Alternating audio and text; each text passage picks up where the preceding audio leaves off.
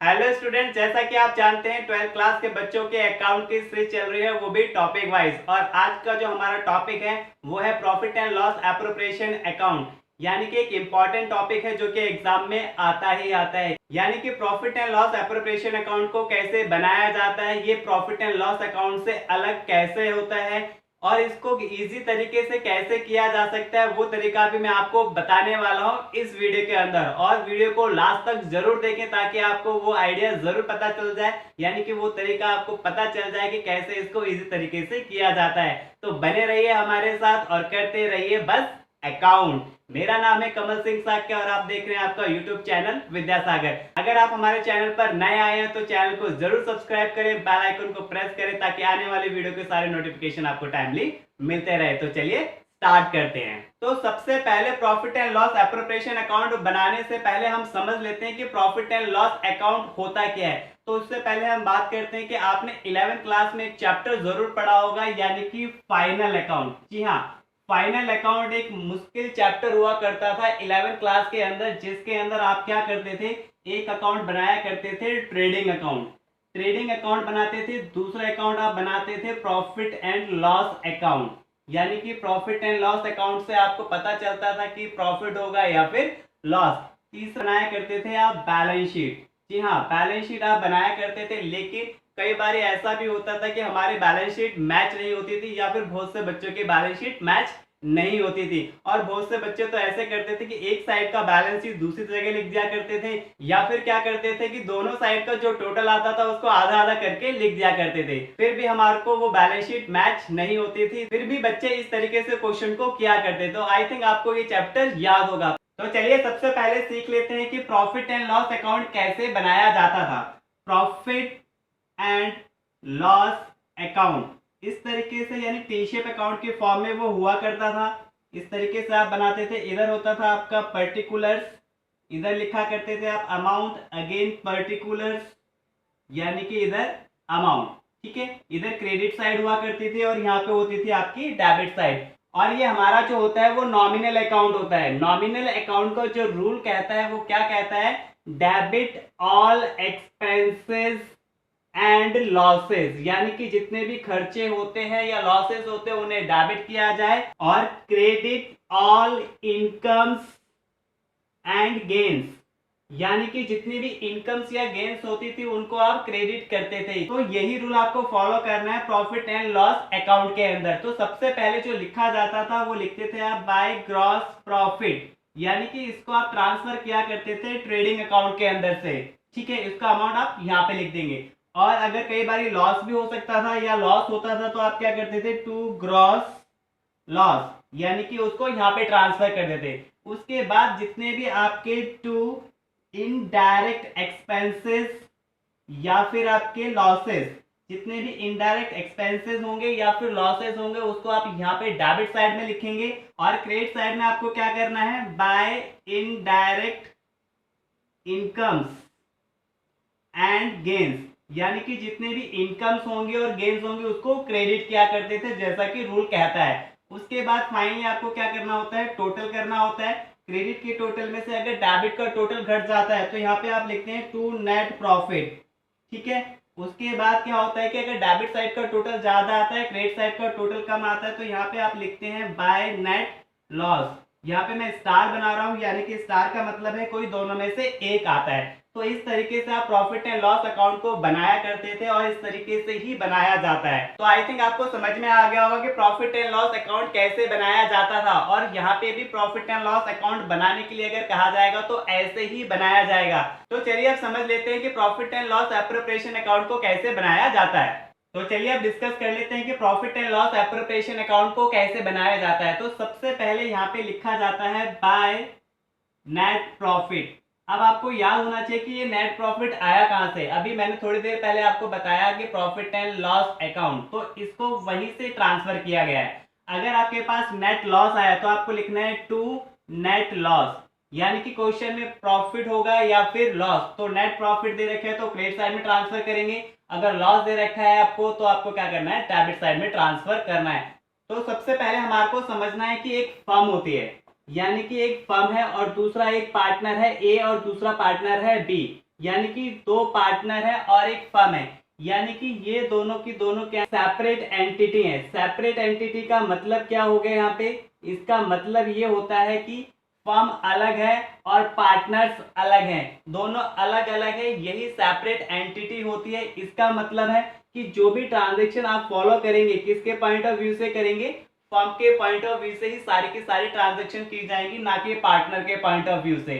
ठीक है, अब यहाँ पे समझते हैं कि पार्टनर्स क्या करता है, फर्म के अंदर क्या लगाएगा, कैपिटल इंट्रोड्यूस करेगा, यानी कि इन पार्टनर्स ने कैपिटल लगाई है और इनको क्या मिलेगा, इनको क्या फायदा फर्म के अंदर कैपिटल लगाने के लिए, यानी कि फर्म क्या करेगी, इन पार्टनर्स को क्या देगी, इंटरेस्ट देगी, यानी कि इंटरेस्ट ऑन कैपिटल। और इंटरेस्ट ऑन कैपिटल फर्म के लिए क्या हो जाता है, एक्सपेंसेस हो जाता है। यानी कि profit and loss appropriation account को भी आप नॉमिनल अकाउंट की तरह ही ट्रीट करेंगे, क्योंकि ये नॉमिनल अकाउंट ही होता है और इसी का ही रूल आपको फॉलो करना है। तो ये छोटी छोटी बातें हैं, ये छोटी छोटी ट्रिक्स हैं जो आपको फॉलो करनी है और आपके लिए क्वेश्चन बहुत इजी होता चला जाएगा, यानी कि सारी की सारी ट्रांजैक्शन फर्म के पॉइंट ऑफ व्यू से आपको करनी है। तो आप मुझे बताइए कि इंटरेस्ट ऑन कैपिटल फर्म के लिए क्या हो गया, एक्सपेंसेस हो गया, और एक्सपेंसेस को हमें क्या करना पड़ेगा, एक्सपेंसेस मैंने बताया था आपको डेबिट, तो डेबिट साइड में आप लिखेंगे टू इंटरेस्ट ऑन कैपिटल, यानी कि दो पार्टनर हैं तो दोनों पार्टनर की यहाँ पर इंटरेस्ट ऑन कैपिटल आप शो कर देंगे। ठीक है, समझ में आ गया। कई बार ऐसा भी होता है कि फर्म और ये मान लेते हैं ए और बी अगेन दोबारा से पार्टनर है, यानी कि ये दोनों पार्टनर क्या कह रहे हैं कि भाई मैं तो काम करूंगा, मैं काम करूंगा तो मुझे क्या चाहिए, यहाँ से आपकी सैलरी भी चाहिए, यानी कि फर्म से मुझे क्या चाहिए, सैलरी चाहिए, यानी कि फर्म के लिए अगेन ये क्या कहलाएगा, एक्सपेंसेस कहलाएगा। क्यों, दोनों के दोनों वर्किंग पार्टनर है, काम करना चाहते हैं, तो दोनों क्या मांग रहे हैं, सैलरी भी चाहिए। तो फर्म क्या करेगी, इन दोनों को सैलरी देगी और सैलरी फर्म के लिए क्या कहलाएगी, एक्सपेंसेस कहलाएगी। तो क्या करना है आपको, डेबिट साइड लिखना है टू पार्टनर्स सैलरी, जो भी पार्टनर है यानी कि ए और बी दोनों का यहाँ पे लिखेंगे और सम इसका बाहर लिख देंगे। यहाँ पे एक तरीका याद कर लो कि यहाँ पे पार्टनर से रिलेटेड ही एक्सपेंसेस या फिर इनकम को शो किया जा रहा है, जो कि फर्म पे करेगी या फर्म को इनकम रिसीव होगी। अगर मान लो फर्म एक्सपेंसेस को पेमेंट कर रही है तो कहाँ पे लिखना है आपको, डेबिट साइड में लिखना है, और फर्म को इनकम हो रही है तो वो कहाँ लिखी जाएगी, क्रेडिट साइड में। तो इस तरीके से हमने दो एक्सपेंसेस को यहाँ पे लिख दिया। तो इसी तरीके से समझ लेते हैं और क्या चीजें होती हैं। हो सकता है यहाँ पे पार्टनर कमीशन आ जाए, तो पार्टनर को कमीशन दिया गया है तो पार्टनर कमीशन भी लिखा जाएगा, ए को दिया गया तो ए का लिखेंगे, बी को दिया गया तो बी का, और दोनों का सम हम बाहर लिख देंगे।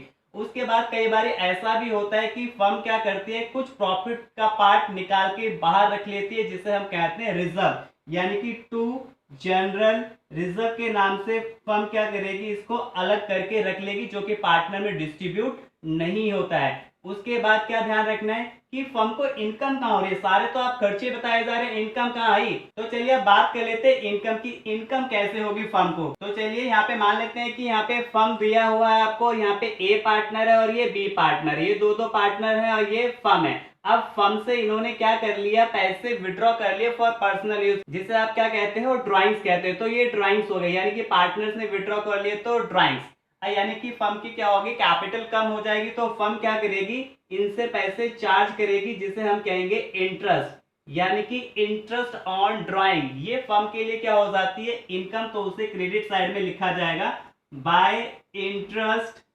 ऑन ड्राइंग के नाम से आप यहाँ पर लिखेंगे। दो पार्टनर है तो दोनों के लिखेंगे, अगर तीन पार्टनर दिए क्वेश्चन में तो तीन की आप यहाँ पे टोटल लिखेंगे। तो इस तरीके से आपको ये सारे के सारे एक्सपेंसेस या इनकम को ट्रांसफर करना है। सिंपल नॉमिनल अकाउंट को फॉलो करो और इसी तरीके से उसको डेबिट या क्रेडिट करते चले जाओ, कोई फॉर्मेट याद करने की जरूरत भी नहीं है। उसके बाद क्या करना है, क्रेडिट के टोटल में से आपको क्या करना है, डेबिट का टोटल लेस करना होता है, यानी आपके पास आ जाएगा यहाँ पे प्रॉफिट, जो कि क्या होगा, पार्टनर ए और बी में डिस्ट्रीब्यूट कर दिया जाएगा। और डेबिट साइड का टोटल अगर ज्यादा आएगा तो क्रेडिट साइड का टोटल कम आएगा, यानी कि आपका क्या आएगा, बाय लॉस आएगा, जिसे ए और बी में डिस्ट्रीब्यूट कर दिया जाएगा रेशो के अंदर। ये ध्यान रखना है कि इसे रेशो में ही डिस्ट्रीब्यूट किया जाता है, चाहे वो प्रॉफिट हो चाहे वो लॉस हो। यहाँ पे भी अगेन मैं स्टार बना रहा हूँ, जिसका मतलब है कि प्रॉफिट आएगा या फिर लॉस आएगा। तो यहाँ तक मेरे ख्याल से आपको समझ में आ गया होगा इसका परफॉर्मा क्या है, या फिर शॉर्टकट तरीके से आप इस परफॉर्मा को कैसे याद कर सकते हैं, जो कि क्वेश्चन में अप्लाई करना होगा। अब एक शॉर्टकट ट्रिक्स को और समझ लेते हैं, जो कि मैं आपको बार बार कह रहा था कि एक शॉर्टकट ट्रिक्स है, वो भी अभी मैं फॉर्मेट के अंदर बता देता हूँ, ताकि जब मैं क्वेश्चन कराऊंगा तो आपको ईजी तरीके से समझ में आ जाएगा कि कैसे उसको अप्लाई किया जाएगा। कई बार क्या होता है कि पार्टनर्स की इंटरेस्ट ऑन लोन दे रखी होती है, कई बार पार्टनर्स ने क्या कर रखा है, फर्म को लोन दे रखा है, तो उस कंडीशन में सबसे पहले तो हमें प्रॉफिट एंड लॉस अकाउंट बनाना चाहिए, उसके बाद profit and loss appropriation account बनाना चाहिए। तो हमें क्या करना चाहिए, शॉर्टकट तरीका कि हमें प्रॉफिट एंड लॉस अकाउंट ना बनाना पड़े, तो उस वाली कंडीशन में जो भी आपके पास प्रॉफिट दे रखा है तो उसमें से आपको क्या करना है, minus interest on partners loan, यानी कि पार्टनर्स लोन जो भी दिया होगा वो आपको यहाँ पर माइनस करना होगा। यानी कि इस तरीके से उसको यहाँ पे शॉर्टकट तरीके से माइनस कर सकते हैं। कई बार क्या होता है, हमें यहाँ पे प्लस भी करना पड़ता है, इंटरेस्ट ऑन पार्टनर लोन, यानी पार्टनर का लोन प्लस भी होता है, कई बार माइनस भी होता है, यानी एक्सपेंसेस हो रहा है फर्म के लिए तो वो माइनस करेगी, और फर्म के लिए इनकम है तो वो प्लस करेगी। लेकिन इससे रिलेटेड भी मैंने एक वीडियो बना रखी है, जो कि लास्ट वीडियो, उसका लिंक भी मैंने डिस्क्रिप्शन में दिया है, या फिर आप आई बटन दबाएंगे तब भी वो आपको मिल जाएगा, और ये पॉइंट आपको इजीली कवर हो जाएगा और समझ में आ जाएगा। आज की वीडियो हमारी थोड़ी लंबी हो सकती है, क्योंकि ये बहुत काम की वीडियो है, क्योंकि ये एग्जाम में आनी है, तो वीडियो को जरूर पूरा देखना है, ताकि आपको प्रॉफिट एंड लॉस एप्रोप्रिएशन अच्छे तरीके से समझ में आ जाए। तो चलिए अब बढ़ते हैं एक एग्जाम्पल की तरफ, जिस एग्जाम्पल से आपको समझ में आएगा कि किस तरीके से इस क्वेश्चन को किया जाएगा। मैं डायरेक्ट समझाऊंगा कि नॉमिनल अकाउंट के रूल से कैसे किया जाता है। तो चलिए अब कर लेते हैं क्वेश्चन को, ताकि आपको समझ में आ जाए कि किस तरीके से आपके पास क्वेश्चन होगा तो उसको किस तरीके से आप सॉल्व करेंगे। तो क्वेश्चन ये रहा, A and B started business on 1st April 2019 with capital of ₹2 lakh and 1 lakh rupees respectively। यानी कि A और B ने बिजनेस स्टार्ट किया 1 अप्रैल को, और उनकी कैपिटल थी 2 लाख एंड 1 लाख, यानी 2 लाख तो है ए की और 1 लाख है बी की, यानी ए ने लगाए हैं 2 लाख रुपए और बी ने लगाए हैं 1 लाख रुपए। तो हमें पहले पता चल चुका है कि कैपिटल कितनी है। उसके बाद according to partnership deed B is to get salary ₹1000 per month, यानी बी को जो सैलरी मिल रही है 1000 रुपए महीना। ध्यान रखना पर मंथ लिखा है तो इसको 12 से जरूर मल्टीप्लाई कराना, ताकि आपको ईयरली बेसिस की आपको सैलरी मिल जाए। A is to get 10% commission on profit after allowing salary to B। ध्यान से समझना है कि A को 10% कमीशन मिल रहा है, वो भी प्रॉफिट पे, but after allowing B salary, यानी B को सैलरी देने के बाद, यानी प्रॉफिट में से सैलरी दे दो, उसके बाद 10% कमीशन देना है। तो इसको अभी हम स्टेप बाय स्टेप समझेंगे। सबसे पहले हम क्वेश्चन को समझ लेते हैं, क्वेश्चन में क्या कहा गया है। उसके बाद कह रहा है कि and interest is to be allowed on capital at 6% per annum, यानी कि इंटरेस्ट ऑन कैपिटल भी अलाउ किया गया है 6% पर एनम। जो भी कैपिटल दे रखी है उसके ऊपर इंटरेस्ट ऑन कैपिटल बनेगा 6% कैलकुलेट करना होगा। उसके बाद profit sharing between the profit is 3:2, यानी कि जो भी प्रॉफिट निकल कर आएगा वो पार्टनर्स में क्या होगा, 3:2 के रेशियो में बांट दिया जाएगा। During the year the firm earn profit ₹2 lakh, यानी पूरे साल में फर्म ने जो पैसे कमाए, प्रॉफिट जो कमाया वो 2 लाख रुपए कमाया। उसके बाद कह रहा है एक gave ₹1 lakh to firm on 1 April 2019। ध्यान से समझना है कि ए ने लोन दिया है, अगर ए लोन दे रहा है फर्म को तो इसका मतलब फर्म के लिए ये लायबिलिटी है, और फर्म इसके ऊपर जो पेमेंट करेगी इंटरेस्ट की वो एक्सपेंसेस हो जाएगा। तो ये पॉइंट थोड़ा ध्यान में रखना है, ठीक है, जैसा कि मैंने लास्ट वीडियो में भी आपको समझा रखा है। Interest on loan allowed at 8% पर एनम, यानी कि उसके ऊपर इंटरेस्ट कितना बनेगा, 8% कह रहा है, और ये पार्टनरशिप डीड प्रोवाइडेड की गई है तो इसलिए इसमें आपको 8% ही देना पड़ेगा। अगर ये साइलेंट वाला केस होता तो 6% देते, 8% नहीं दिया जाता। B was given loan of ₹2 lakh on which interest was charged 11,000, यानी कि B को लोन दिया गया है 2 लाख रुपए का, और फर्म ने उस पर इंटरेस्ट चार्ज किया है 11,000 रुपए, यानी फर्म के लिए एक एसेट हो गई, लेकिन उस पर जो इंटरेस्ट क्रिएट हुआ है, जो फर्म को इंटरेस्ट होगा वो रिसीव होगा 11,000, यानी कि एज ए इनकम। तो इनकम का क्या करना है, प्लस आपको बताया था वो अभी हम करेंगे। उसके बाद manager was to be allowed commission of ₹3000। Manager commission, अब आपको याद होना चाहिए कि मैनेजर कमीशन जो होता है वो पार्टनर से रिलेटेड नहीं है, वो कहाँ पे लिखा जाता था, प्रॉफिट एंड लॉस अकाउंट में। तो उसका भी मैं शॉर्टकट तरीका बताऊंगा, उसको यहाँ पे हम बिना प्रॉफिट एंड लॉस अकाउंट के करने वाले हैं। और आपको बोला है प्रिपेयर करो profit and loss appropriation account. यहाँ पर मैं आपको बताने वाला हूँ कि किस तरीके से, किस शॉर्टकट तरीके से, यानी किस आइडिया से आप इसको इजी तरीके से कर सकते हैं, ताकि आप कैसा भी क्वेश्चन क्यों ना हो उसको आप इजी तरीके से कर पाएं। तो चलिए अब समझ लेते हैं स्टेप बाय स्टेप करना कैसे है। मैंने सबसे पहले कहा था कि सबसे पहले आप प्रॉफिट ही लिखेंगे, तो सबसे पहले यहाँ पर आप लिखो बाय प्रॉफिट, और इसका अमाउंट आप अंदर ही लिखो 2 लाख रुपए, जैसा कि यहाँ क्वेश्चन में दिया हुआ है। क्यों अंदर क्यों लिखना है, क्योंकि मैंने आपको शॉर्टकट ट्रिक के लिए ये बताया था कि इसमें आपको क्या करना है, interest on partner loan plus भी होगा माइनस भी होगा। अगर एक्सपेंसेस है फर्म के लिए तो उसे आप माइनस कराएंगे, अगर इनकम है तो उसे प्लस कराएंगे। यानी कि ए ने लोन दिया था फर्म को, यानी इसके ऊपर इंटरेस्ट कैलकुलेट करके देख लेते हैं। यानी इंटरेस्ट ऑन एज लोन कैसे कैलकुलेट किया जाएगा, जितना लोन है, लोन कितना दे रखा है आपको 1 लाख रुपए, और परसेंटेज कितना बोला है 8%, तो 8/100 मल्टीप्लाई 12/12, यानी पूरे साल का टाइम लगेगा, क्योंकि इसने 1 अप्रैल 2019 को लोन दिया था। तो इसकी कैलकुलेशन अगर आप करते हो तो इस तरीके से आपके पास आता है 8000 रुपीज। यानी कि आपको क्या करना है, माइनस कराना है इंटरेस्ट ऑन एज लोन, यानी ए का लोन आपको क्या करना पड़ेगा, माइनस करने पड़ेंगे 8000 रुपीज। उसके बाद एक और लोन था, यानी बी का भी लोन था, यानी बी को फर्म ने लोन दिया था, उसका इंटरेस्ट हमें कैलकुलेट करने की जरूरत नहीं है। क्यों, क्योंकि उसको यहाँ पे क्या कर रखा है, ऑलरेडी कैलकुलेट करके दे रखा है। तो डायरेक्ट यहाँ पे हमें क्या करना पड़ेगा, प्लस इंटरेस्ट ऑन बीज लोन, यानी बी का जो लोन बना है वो हमें 11,000 यहाँ पे ऐड करना पड़ेगा। क्यों, क्योंकि फर्म के लिए इनकम हो गई है। ये चीज वैसे normally profit and loss account में की जाती है, यहाँ पे नहीं की जाती, लेकिन एक शॉर्टकट तरीका है, यहाँ पे भी हम प्लस माइनस करके इस पर्टिकुलर कॉलम के अंदर हम कर सकते हैं। ये एक शॉर्टकट तरीका है जो कि मैंने आपको बताया था, यानी कि यहाँ पे आपको इसको प्लस कराना है। उसके बाद एक मैनेजर कमीशन जो कि प्रॉफिट एंड लॉस अकाउंट में जाता है, बट इवन वो भी इसको यहाँ पे ही हम करके देख रहे हैं। यानी कि मैनेजर कमीशन क्या है, फर्म के लिए एक तरीके से एक्सपेंसेस होता है, तो उसे हमें क्या करना पड़ेगा, माइनस, यानी कि माइनस मैनेजर्स कमीशन। क्योंकि अगर पार्टनर कमीशन होती तो उसको हम कंसिडर करते हैं अमाउंट कॉलम में, बट इसको हम यहाँ पे माइनस कराएंगे, कितना रुपए, 3000 रुपए। यानी कि आप चाहें तो माइनस वाली चीज को आप ब्रैकेट में मेंशन कर सकते हैं। उसके बाद प्लस माइनस करने के बाद हमारा क्या अमाउंट आ रहा है, 2 लाख रुपए।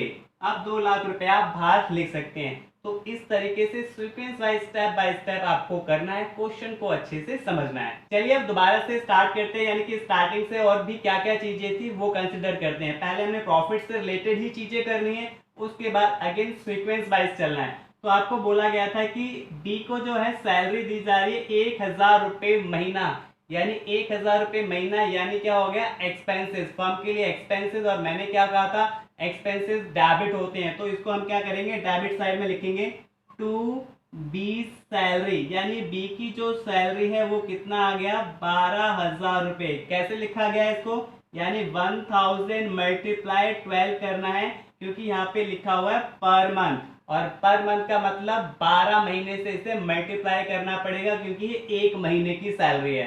ठीक है, उसके बाद दे रखा है A is to get 10% commission on profit after allowing B salary. ये चीज थोड़ा सा ध्यान रखना है कि बी को सैलरी देने के बाद, यानी कि हमारे पास जो प्रॉफिट जो दिया हुआ है वो कितना दे रखा है, 2 लाख रुपए आपको दिया हुआ है। इसमें से क्या कह रहा है कि पार्टनर की सैलरी घटाने के बाद, यानी बी सैलरी, आप बी की सैलरी को लेस कर दो, यानी बी की सैलरी है 12,000 रुपए, और आपकी वैल्यू आ जाती है 1,88,000। अब इस वैल्यू के ऊपर हमारे को कितना परसेंट कमीशन देना है, 10% कमीशन देना है, यानी कि 10 से मल्टीप्लाई करना है डिवाइडेड बाय 100, तो यानी कि 18,800 जो है वो आपका कमीशन आ गया, किसका, ए का। अब ए का कमीशन है यानी पार्टनर है, और पार्टनर का commission profit and loss appropriation account में लिखा जाएगा, और ये फर्म के लिए क्या हो जाएगी, एक्सपेंसेस। और एक्सपेंसेस क्या करना है, डेबिट साइड।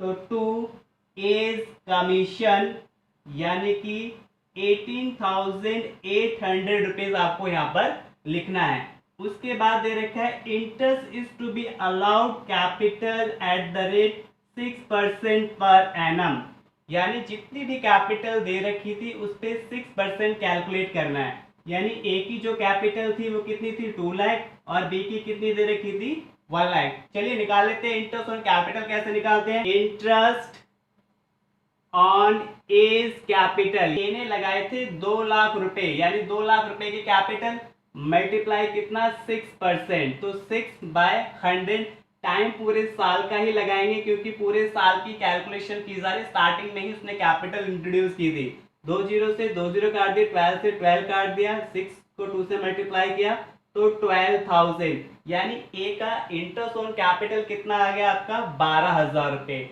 ऐसे ही सेम हमारे को बी की कैलकुलेशन करनी है, यानी कि इंटरेस्ट ऑन बीज कैपिटल, यानी कि कैसे कैलकुलेट करना है, 1 लाख रुपीज मल्टीप्लाई 6/100 मल्टीप्लाई 12/12, 12 से 12 कैंसिल कर दिया, 0 से 0, यानी कि 6,000।